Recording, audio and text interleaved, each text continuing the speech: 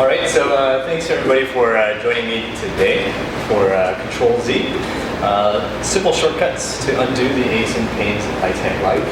Those of you who are joining remotely, hi, howdy doody. We'll be going through a bunch of things today, so I hope you have fun with it. Plan to be talking about your posture, which I just like saying to see if people will correct their posture. It usually works about 90% of the time. The way I look at today's talk is actually, come on in.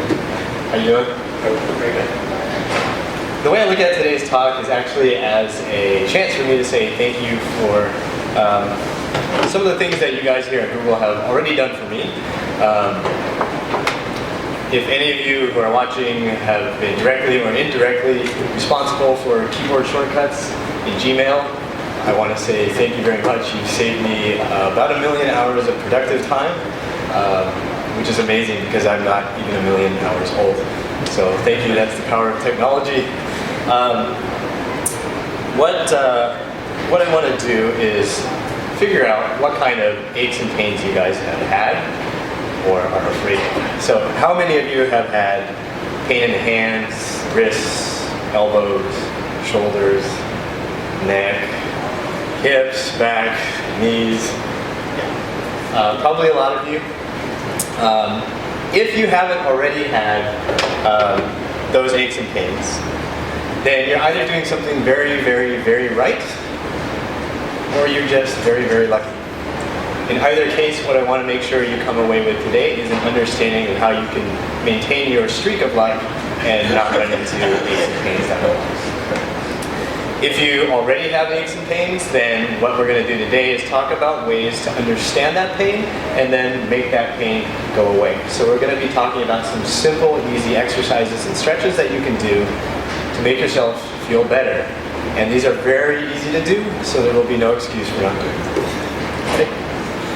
So who am I?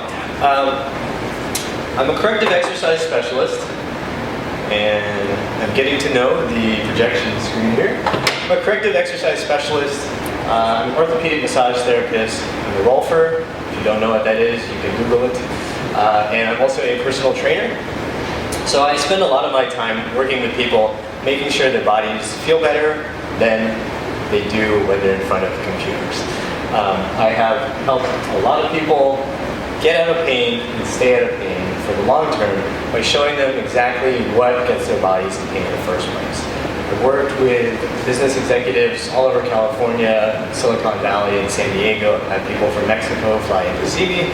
I've worked with Navy SEALs. I've worked with some professional and amateur athletes. So I've seen a lot of different kinds of bodies, and I've seen a lot of desk jockeys with a lot of aches and pains. I have a lot of certifications and different things related to the body, but the most important thing, the most relevant thing to you guys is that I have suffered with chronic pain from using a computer myself. And that's why I had that little slide up with the pills. So I've actually taken a lot of painkillers to try to help with aches and pains. The short version of my story is at the age of 16, an ocean wave basically tried to cut me in half, hit me in the lower back, and basically put me into chronic back pain for a number of years. I got a couple other injuries leading up to the age of 19, and each time I got injured, a doctor would tell me I needed to rest more so that my body could heal. So at 19, I finally said, okay, the doctors keep saying I need to rest, my shoulder hurts, my hip hurts, my back hurts, everything hurts, I'm just going to rest. And so at 19, I was in college, and I spent all my time then in my room, on my laptop, just typing away, using things like email, instant messenger, and writing papers for school. So after 9 months of rest, I noticed something bad was happening. And that was that my hands were starting to hurt and go numb. My wrists were painful, I had nerve pain in my forearms. And when I tried to go to sleep at night, I would feel throbbing in my arms, and it would keep me up. So I went back to the doctor, naturally, and the doctor said, well, you don't have carpal tunnel, which is great, but you have repetitive strain injury, so you need to rest some. So I thought, okay, well, I guess I can give that a try. And it's a very interesting thing to try to rest your hands. I don't know if many of you have have tried that. But if you go online and you search for how do you open a door without your hands, this is one of the actual real answers you'll find. It actually says you could use your mouth. I don't know how you would do that. You have to have very strong jaws. And it's not very practical. So I never took that advice of resting your hands very seriously. I did my best, but you can't type without your hands. And back in that time, dictation software was just no good. So things got really bad. I kept trying to rest. Things kept getting worse and worse. It got so bad that I needed an MRI on my left knee because I couldn't walk downstairs anymore without pain in my knee on every single step. And I saw another doctor, and the doctor said, well, you know, your MRI looks perfect, your knee is in great shape, so you're probably using your knee too much, which means you need to rest some more. So that got me thinking, what exactly is the definition of insanity? Okay? So on the screen, I actually have a good example of insanity. That's an amazing kind of insanity where you're jumping out of a space capsule and doing something crazy. I admire this kind of insanity. But the insanity that is bad is this insanity of thinking I can keep doing the same thing over and over and over again and get a different result. And it's a terrible thing to do when you keep getting a negative result. So I started doing a lot of research. I started looking at different things that could help me get out of pain and get my life back. At this point, I really couldn't do anything, and I was in my early 20s, mid-20s, and everything was still falling apart the more I rested. So what I'm going to share with you today is fueled by a passion to make sure you never feel the way I did. Pain can really slow you down, as I'm sure many of you know. So I want you to learn how to make sure that pain never comes back. Now, to do that, I have to address the common misconception about pain. When we think about pain, we tend to think about pain as being a specific sign of an injury at the point we're feeling pain. Okay. We think of pain as this thing as damage at a specific point. So if I were to, say, stab myself in the hand multiple times with a fork, it hurts right where I stabbed. Doesn't feel good. I should probably stop doing that, unless it's a really slow night, right? So stabbing at my hand with a fork, doing damage, I feel that pain. I touch a hot stove, hurts my hand, I feel pain. And that's a very basic understanding of pain. That's how we normally think about it. But that's not the full story of pain. Okay, pain is not that specific all the time. Okay, I took a couple programming classes in the past, so I threw in a not equal to just to use a little bit of that knowledge at some point in my life. So I look at pain, and this is a very good way to look at it. Look at pain as the blue screen of death. Okay, the blue screen of death in Windows basically tells you something went wrong somewhere in the system, but it doesn't tell you exactly where it went wrong. It just says, hey, troubleshoot me, something is not working well. When you're dealing with pain, you can have pain in a spot that has nothing to do with the problem. So a perfect example of this is a condition known as sciatica. So with sciatica, it's actually a situation where you have pain that runs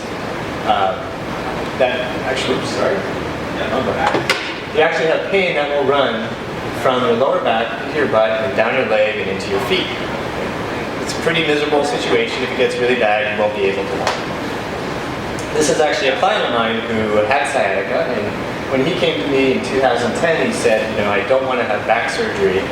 I've tried everything. I have done physical therapy. I've done every possible thing there is out there to make my body feel better.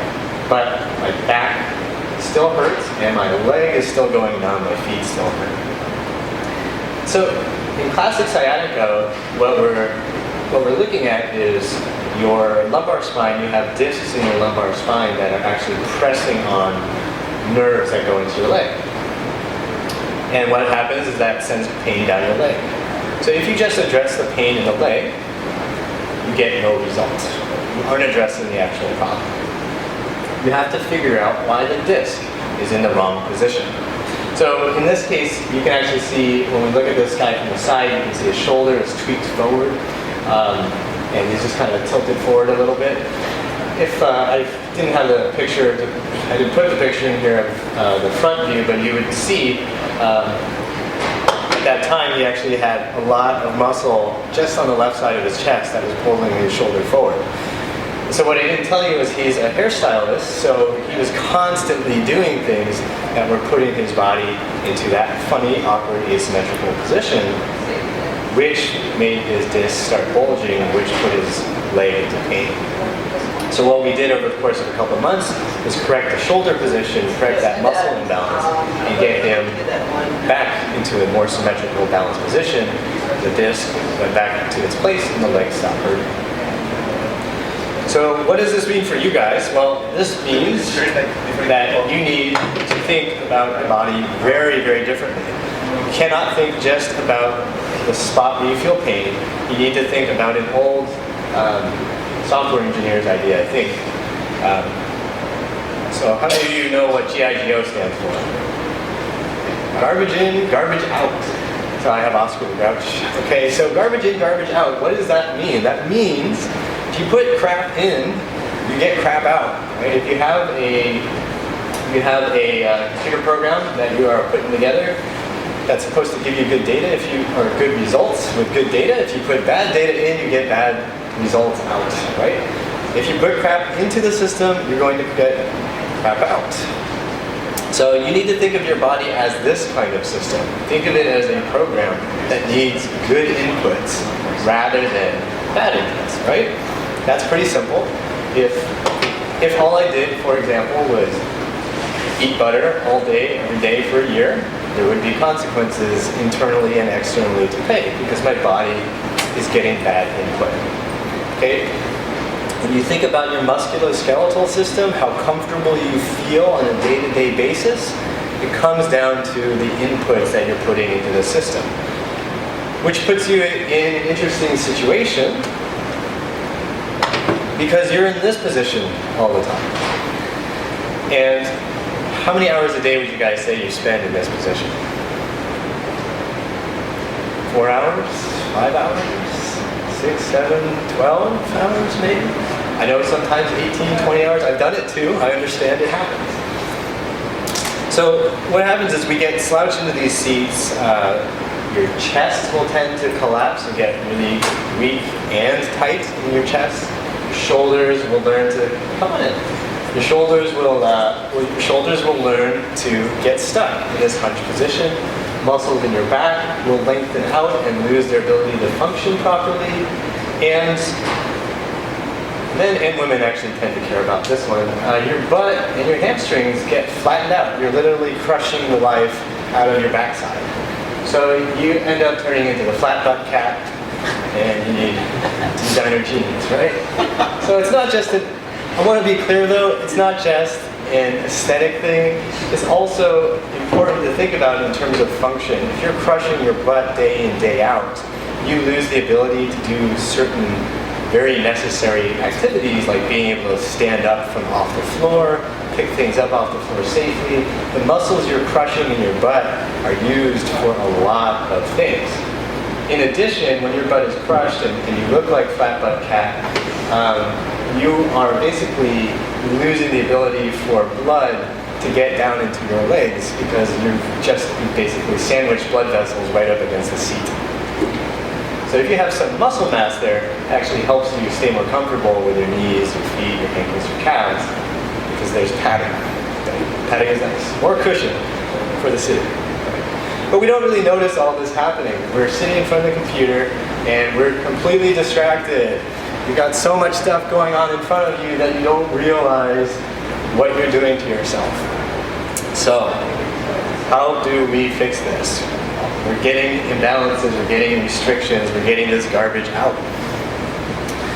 I don't want you to think that this is hopeless, okay? There is a way to hit Ctrl Z on these issues. And what you can do is simply start thinking about exercises and stretches that undo the imbalances and restrictions that are forming in your body. I already see somebody moving around. That's perfect.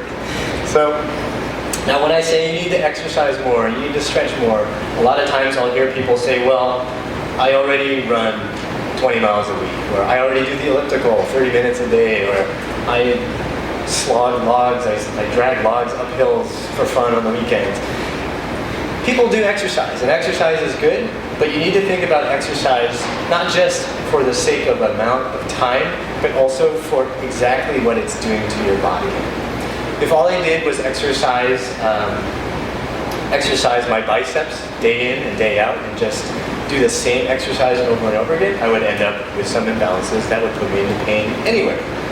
Okay? It's not about the time, it's about the quality of the input. It's not about the amount of input, it's about the quality of the input. So, perfect example in the gym for anyone who's a gym goer, there's the bench presser's dilemma. When people do the bench press too much, they do it over and over again, day in, day out, they end up with shoulder problems because they basically built up muscles in front of their body too much and did nothing for the back of their body. So that's going to be a little bit different for you guys because your big input is the sitting situation. So actually what I'd like to do now is start showing you guys what you can do to keep yourselves more balanced. Everybody with me so far? Questions?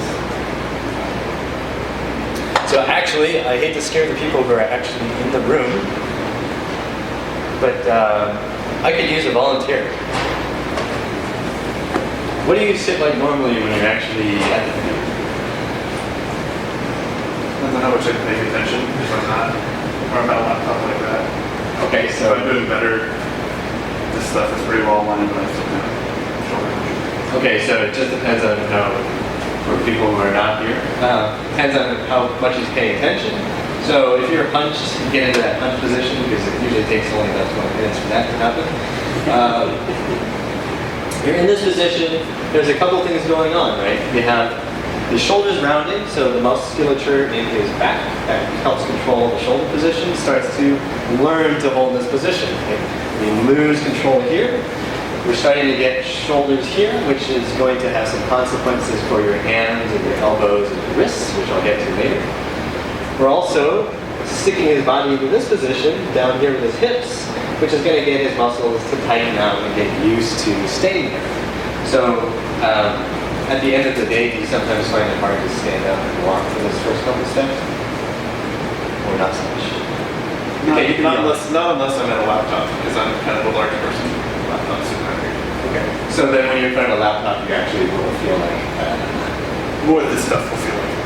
okay, okay, good. So, what's your name again? Dan, sorry. So Dan, right, tends to be a little bit more concerned with what's going on here. A lot of computer users, you'll also find when you get up out of the seat, your body just feels so stiff, so horrible, and you don't know what happened. It's basically, all this got used to this position. So what we're going to do is do a couple exercises that you can do at your desk, you can do standing in line at the grocery store to start undoing some of these issues. So Dan, let me have you stand up. You signed a waiver already, right? No. You get them. So what you're going to do is, if you need this to balance, you can use this to balance. But you're going to grab your right foot, and you guys, if you'd like to try this, you can go ahead and stand up and give it a shot. Put those laptops and other devices down and get them out of your hand. What you're going to do is you're going to help your body relearn how to open up your hips. So to do that, what we're going to do is grab our ankle, and we're just going to pull that heel towards the butt. And when you do this, a lot of times what will happen is you'll start arching your back.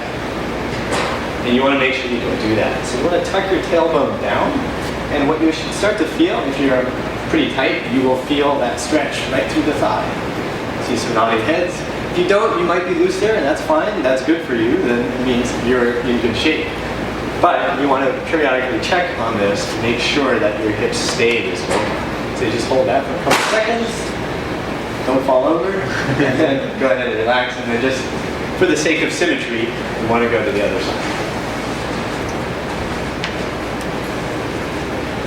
And when we're doing this, we want to also be thinking about the differences between the two sides. So if one side seems like it's tighter than the other, then we want to make sure that we address that. So go ahead, relax. You can address that with some asymmetrical stretching, right? If my left side is tighter, I'll get my left side a little bit more. If my right side is tighter, I'll get my right side. So the big benefit of this is that you'll actually be able to stand up at the end of the day, and you'll be able to use your butt muscles a little bit better. So there's a concept with the muscle system. You can sit down, but I'll have you stand up to get a shorter. Dan, I'm going to keep you here. What happens is when one set of muscles gets turned on a lot, the opposite muscles, the antagonists, will tend to be shut down. So if we're sitting in a chair all the time, and we're turning on the muscles that keep us in this position, it gets very hard for us to find those muscles back here. So not only are we crushing those muscles all day, but we're also making it hard neurologically to recruit these muscles.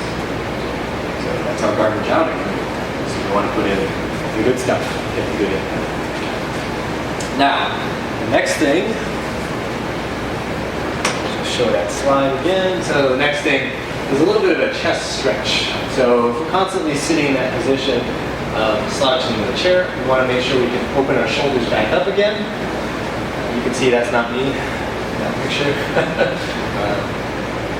All right, here we go. So we don't have a doorway here on the stage, but what we do have is we have walls.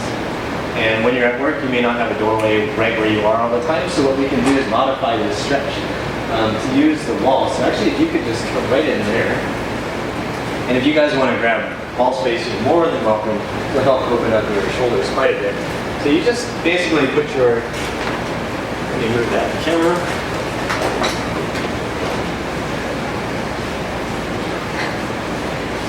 That's the wrong direction. All right, there we are, Dan. All right, so what you're going to do is you're going to just get your arm up on the wall. Make sure it doesn't slide on the wall.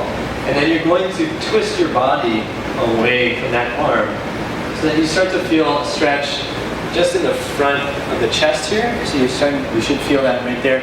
Your dress shirt may make it harder to feel, but you may need to undo a couple buttons to get the fabric to let you go. But basically you should feel that all right here in front of the chest. You shouldn't really feel it right in the shoulder, you should feel it in the chest.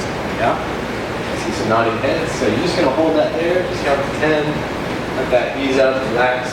The other thing you want to make sure you're doing when you're doing this is keeping the shoulder blade down. So if I do this, I'll show you as if the wall were right here. So if I were doing this, my shoulders shrugging into my ears, then I'm not doing such a good thing for my body. I want to make sure that my shoulder stays down as I open it up and feel that stretch there. You guys can switch sides if you haven't already, for the sake of symmetry. So again, when we're sitting slouched in front of the computer, we lose this ability to open up, and this helps bring that back.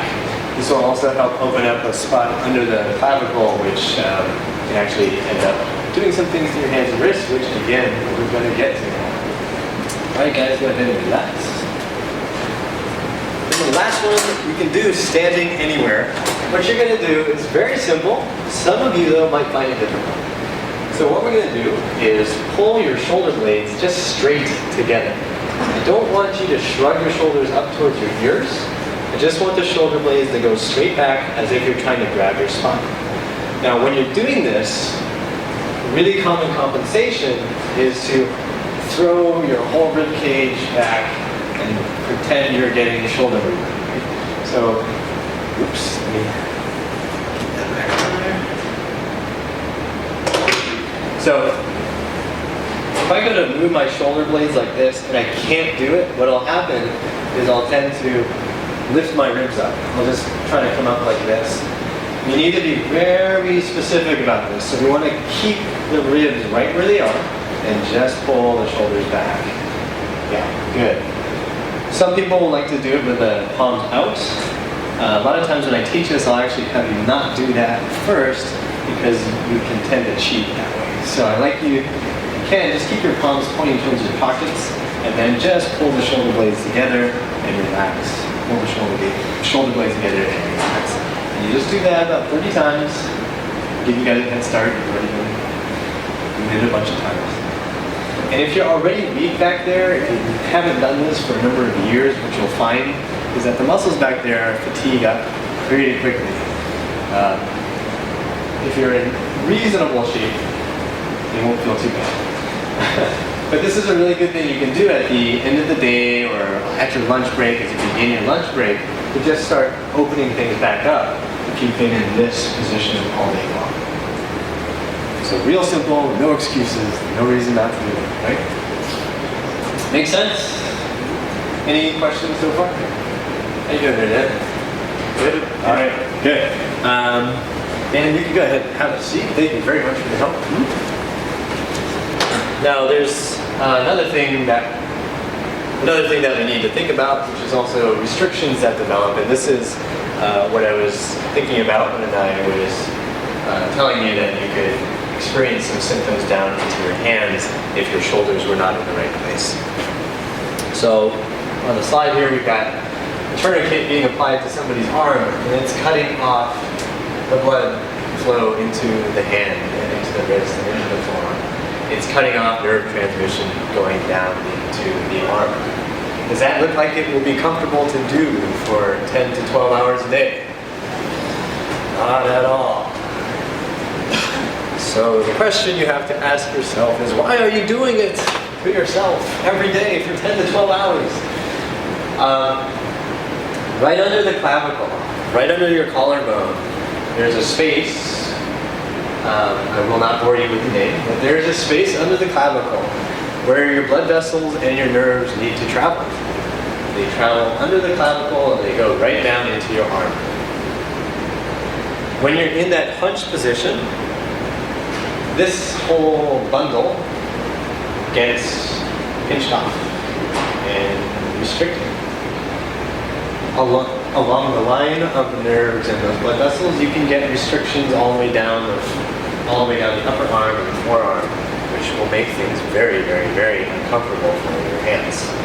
This can cause symptoms like carpal tunnel syndrome, or repetitive strain injuries, or thoracic outlet syndrome, if anyone has tried to scare you with that name at some point in the past. So it can lead to a lot of things that don't feel good. And since you guys are in that position all day, we need to learn how to stop that from hurting you. I'm going to do 2 other little exercises. And these ones are actually little lifesavers. So I told you I've had pain in my hands and my wrists and my forearms. Especially using smartphones, I've noticed it happen even more for people. Being in front of tablets, your hands and wrists get pretty bad.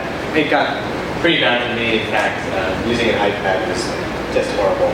I would end up with pain all the time in my thumbs.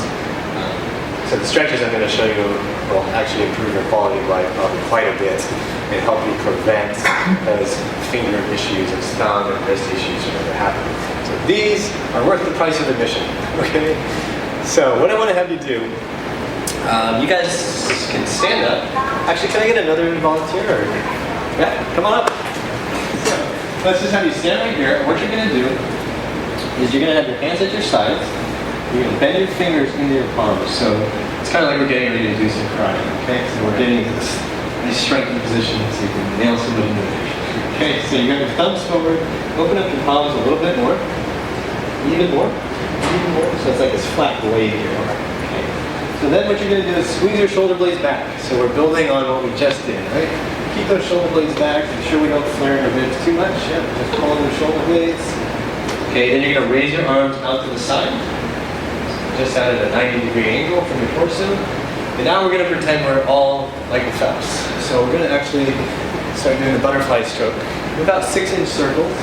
Keeping the shoulder blades where they are. Do not let the shoulder blades start wobbling around on your back. And you do that about 4 times. Keep on going. If you're already starting to get tired in the shoulders, it should be a wake-up call for you. Because this is not really an endurance sport. This is just moving your arms at your sides. But you don't tend to do this much, so you can see what the result is. body's not used to it, it gets tired pretty easily. It's probably about 40, so what you're going to do now, you think you're done but you're not, you're going to turn your palms up, thumbs back, and then you're going to rotate backwards. So now you're doing the reverse butterfly stroke. So when you're doing the reverse butterfly stroke, make sure those shoulder blades stay together. And you might notice you get tightness in front of the chest for some of you, because you're now forcing your chest to open up while you're moving the shoulders. And you're doing about 40 of those.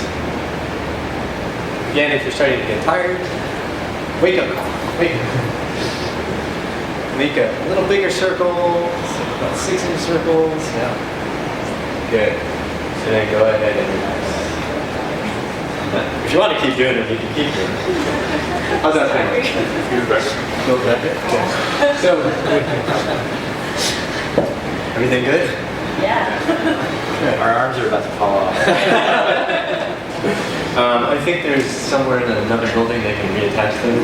I assume one of you works in that department. So what we've just done is we've woken up some of the shoulder muscles, right? We've said, hey, you've been slumbering, it's time to actually do a little bit of work.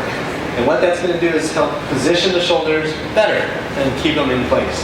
So if you've spent 2 hours in front of a computer, you get up, you're stuck here, you have those two of the upper body exercises that we went through earlier. Now you have this one to really wake things up and put you in place, put your shoulders in place. Once that's been done, we want to do some things for the hands and fingers, right? The forearms. So we're in our better shoulder position now. What we're going to do is we're going to do this one arm at a time, and we're going to be pretty gentle about this. Because if you do this too gung-ho, you might actually hurt yourself, and I didn't get all of you to sign waivers yet. So what you're going to do, it's actually not that bad. You're going to have your hands at your side, and you're going to tuck your thumb in here. So we'll do it with your right hand. So just with the right hand, you're going to tuck the thumb in across the palm. You're going to turn so that your palm is facing behind you. You're going to then flex the wrist, so now your fingertips are pointing behind you. And you're going to tilt your head away from that thing. Now, double check that your shoulder hasn't risen up or anything, right? Make sure it's still back there. Okay, so we've got the thumb tucked, we've got the hands pointed back, we've got the fingers pointed back, head tilted. Then you're going to raise the arm out to the side. And as you come up, pay attention, because you might start feeling a little bit of tension running anywhere from the side of your neck all the way down into your forearm. As soon as you start to feel that tension building up, you're going to just start flexing and extending the wrist. And what this is going to do is it's going to be mobilizing a nerve that runs from your cervical spine, which is under your neck, and down into your fingers. So what you should feel is as you as you flex so that your fingers point back, you're going to feel tension come on, and then as you flex it the other way, you'll feel tension come on. Okay, you can go ahead and relax and come back to the starting position. Then just kind of move that hand around and see how that feels now. Might feel a little bit different. The first time I did this stretch was very weird for me. It made my fingers much faster than I was used to. My typing speed increased noticeably. Okay, so that's the first part. There are 3 major nerves that feed our hands. So, yeah, question? Are you going to give us documentation on this so that we can remember? Excellent question. Yeah, I will have the documentation available for you. So, yes, excellent question. I know this is a lot of stuff. Good question. So, the next thing we're going to do is we're going to start with the hand just like this with the palm open. Sorry, so what was I saying? I was saying there are 3 nerves that actually feed our hands. So we just did one. We just did one of them, now we're going to do the other 2. So now we're here, we're going to flex back. So now our palm is facing the floor, the fingertips are pointing back, and then we're going to tilt our heads to the side again, and then raise the arm up. So this should seem a little similar. Okay, and then we're going to flex and extend. And what's always fun to do is then check to see how the other hand feels versus the hand you just stretched. So you might feel that it's a little bit different, oddly different. So the last nerve that we want to hit Nope, I did that one. Okay, so we need to hit a nerve that comes down along the outside edge of our forearm. So what we're going to do is we're actually going to start with our hands basically at our side. We're going to make a little A-OK signal. Okay, and then we're going to come up like this. So I've seen one physical therapist talk about it as like doing the mask for kids, right? You don't have to do that. It gets pretty tough for a lot of adults, but you can come up here. If you want to do the mask version, you can. You can bring your elbow up. This is a version I'll do in the car, so when I don't have a lot of space, I'll just bring it up like this. So I'm trying to bring my elbow nice and high and get my eye in like this.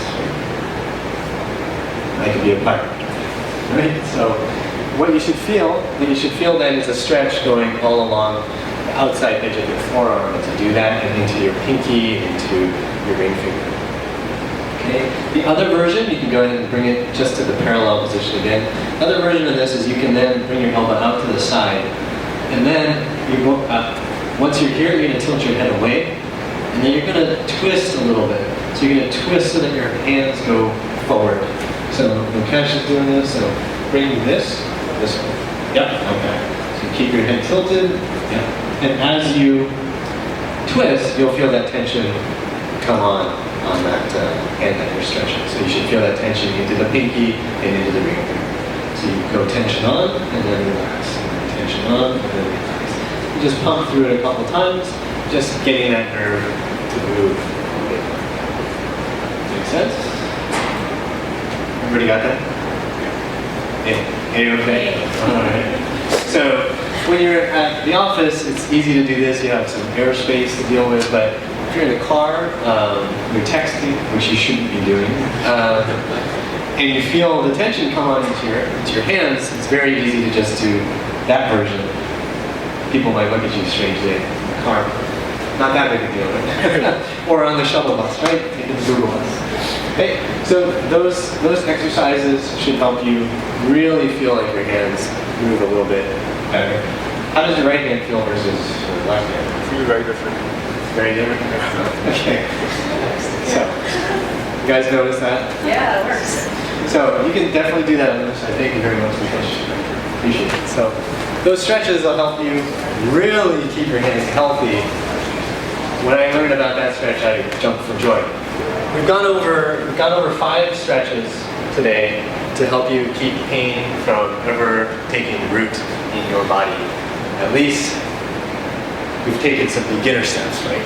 So all these things are very easy things to do at your desk, very easy things for you to do, integrating into your life. And I strongly suggest you start working them in to make sure that aches and pains don't slow you down. I just want to reiterate some main points here. You need to think about pain as just a signal. Okay? Pain is not a sign that the place you're feeling the pain is where the problem is. It can be sometimes, but when you're talking about pain that's coming up from using the computer, pain that's coming up from repetitive motions, you've got to think about it a little bit differently. Think about it as that blue screen of death, right? Doesn't mean you're going to die, but it means that something's going on that you need to troubleshoot, and you need to look at what your body needs to make you feel better. Okay, the second point is that your body is an input-dependent system. What you put in directly affects what you get out. Okay, so that's that garbage in, garbage out. G.I. Joe. Knowing is half the battle. So, the final thing is that there are simple ways to rebalance your body. All you need to do is move your body in the right way. Think about your exercise and the things that you do to your body as food. Sometimes people say you can think of it as medicine, and that's fine, that works, especially if you're in pain. Think of it as medicine. But eventually you need to think about exercise as food. I said earlier, if I ate butter, nothing but butter for a year, I'd probably feel pretty bad. You would too. I can almost guarantee that. If you don't feed your musculoskeletal system with the right food, you are also going to feel bad. You don't go a single day not eating generally. Right? You try to eat 3 square meals or more. Maybe if you're really stressed or you're working out. You have to eat, you have to move, and make sure you're moving well. So if anyone has any questions, I'll be sticking around a little bit and feel free to ask. Ask me whatever you'd like to ask me. Earlier you asked if there will be handouts or information. If you go to my website at uprighthealth.com/Google, you'll be able to get those. You'll be able to get a cheat sheet, and I'll also send you a couple other little exercises that you can do that were just not as conducive to doing in this environment. So there are some things I'd like to have you do that would require lying down, and I can't really do that here today. So you'll get some things also in your inbox. So with that, I'd just like to close the way I close my YouTube videos. Pain sucks. Life shouldn't. Thank you very much for your time and attention.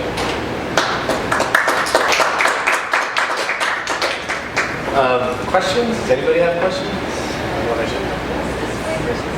Yeah, that's actually a really good question. So, so the question is, that's the wrong way. This is really fun. Autofocus? No. Okay, so that's a really good question. So the question is, why the finger position?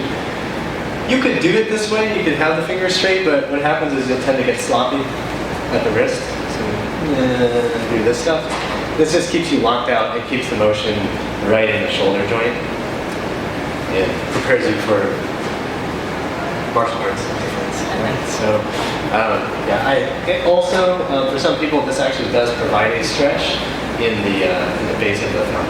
So a lot of people, if they've been texting a lot, they end up with this stuff happening. So we don't want your thumb stuck here. This is not an ideal position. It's great for the space bar, but it's not good for grabbing anything, right? So keeping it out definitely gives you a better stretch. Optimal time. So like how long can you go without moving? Yeah. It really depends. So, hour, 2 hours, I don't know. Right, it really depends because depends not only on it depends on the individual. Some people have more resilience to being sedentary for long periods of time. That's both genetic and also dependent upon their inputs, whether or not they're exercising enough. I would say generally, if you're sitting in front of a computer for 8 hours a day, then you should probably be breaking that up at least once every hour, just to move a little bit.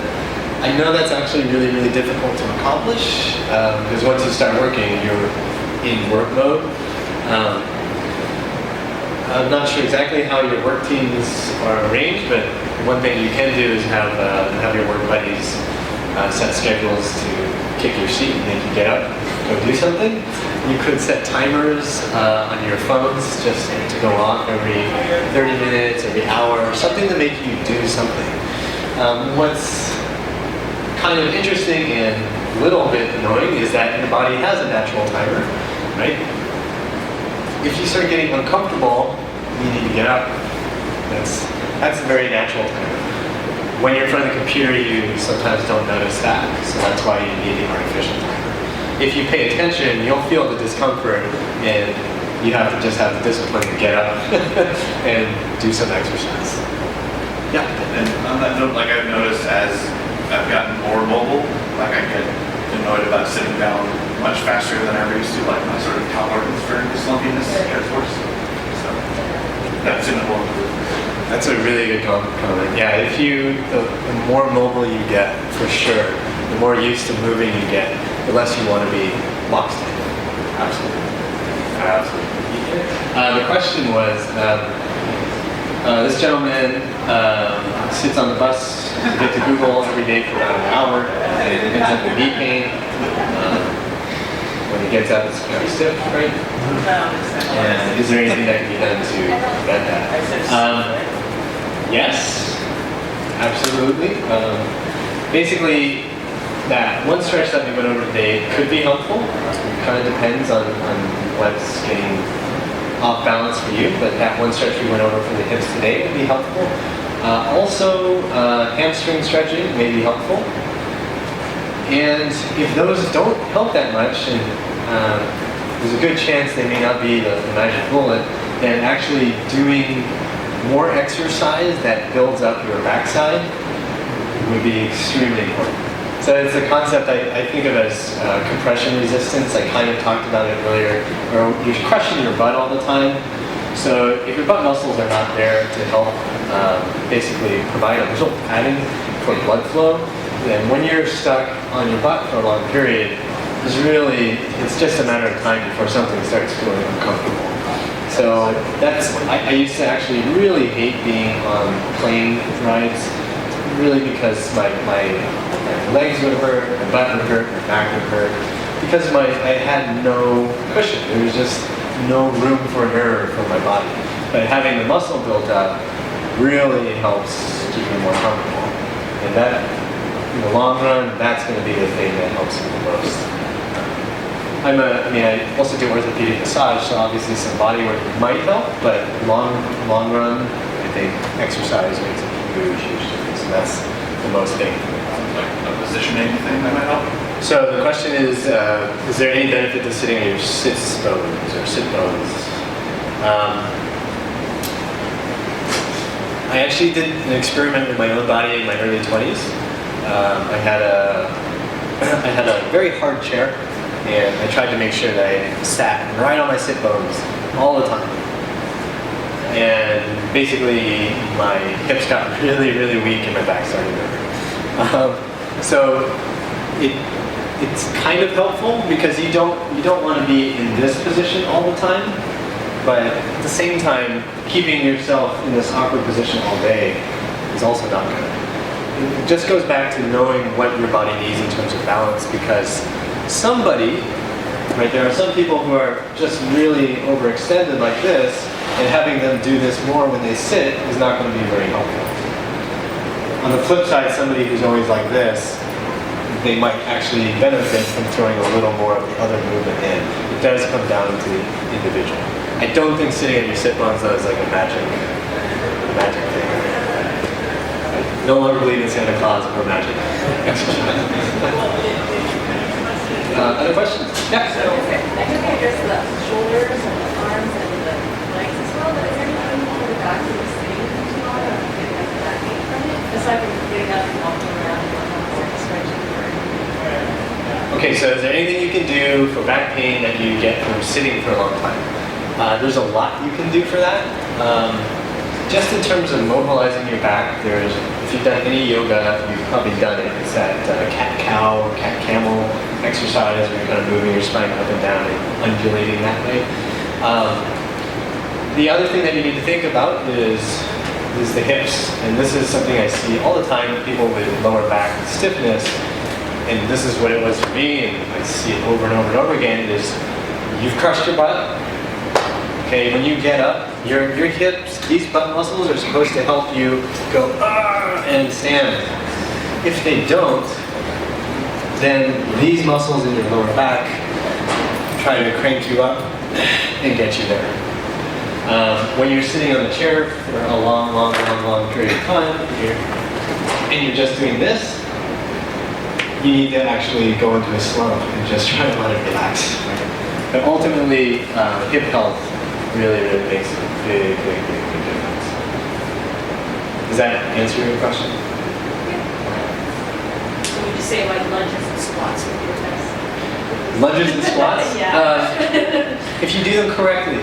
Yeah, if you do them correctly. So a lot of people that I work with, squatting is something that we spend a lot of time perfecting. I know that sounds funny, but you can squat wrong and squat in ways that just build up the wrong muscles.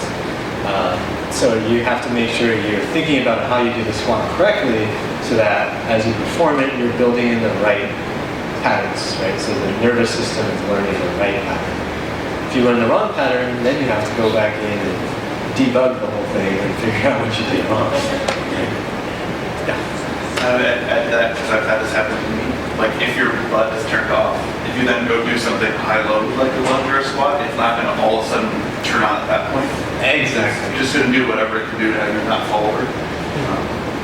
And if when they do turn on, which has only happened for me in the last like month or so, it makes like lunges and squats like it makes them pleasurable as opposed to So Dan was just Dan was just saying that yeah, when your butt turns on, everything feels a lot different and a lot better. Lunges and squats would definitely feel different when your butt is actually working. It's actually a remarkable experience when your butt is actually working. You will feel younger. I mean, that's what I tell people I work with is, as your hips start to come back on, you will feel like you have more energy.